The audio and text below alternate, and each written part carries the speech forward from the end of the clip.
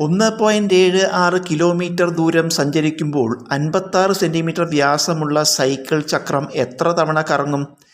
ഈ സൈക്കിൾ ചക്രം പറയുമ്പോൾ ആകൃതി വൃത്താകൃതി, സൈക്കിൾ ചക്രം ആകൃതി വൃത്താകൃതി, സർക്കിളാണ്. നമുക്ക് അതിൻ്റെ ചുറ്റളവ് ആദ്യം കാണാം. ഈ വൃത്തത്തിൻ്റെ പെരിമീറ്റർ സർക്കംഫറൻസ് കാണാം. വൃത്തത്തിൻ്റെ സർക്കംഫറൻസ് അഥവാ ചുറ്റളവ് കാണുക. സൂത്രവാക്യം പൈ ഇൻറ്റു ഡി ആണ്.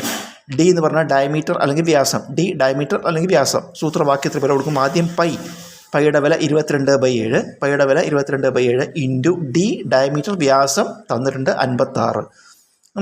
7ഉം 56 വെട്ടിച്ചെടുക്കുമ്പോൾ 8×7 = 56. അപ്പോൾ 22 × 8 ഗുണിക്കുമ്പോൾ 176 സെൻറ്റിമീറ്ററാണ് നമുക്ക് ചുറ്റളവ് കിട്ടി. 176 സെൻറ്റിമീറ്റർ ചുറ്റളവ്, സർക്കംഫറൻസ് 176 സെൻറ്റിമീറ്റർ.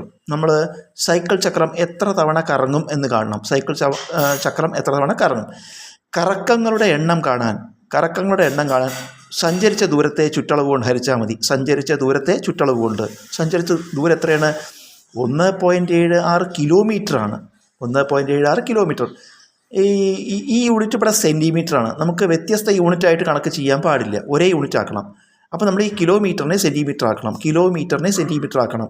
കിലോമീറ്ററിനെ സെൻറ്റിമീറ്റർ ആക്കാൻ 1,00,000 കൊണ്ട് ഗുണിക്കണം. കിലോമീറ്ററിനെ മീറ്റർ ആക്കാൻ 1000 കൊണ്ട് ഗുണിക്കണം. കിലോമീറ്ററിനെ മീറ്റർ ആക്കാൻ 1000 കൊണ്ട്, പിന്നെ മീറ്ററിനെ സെൻറ്റിമീറ്റർ ആക്കാൻ 100 കൊണ്ടും.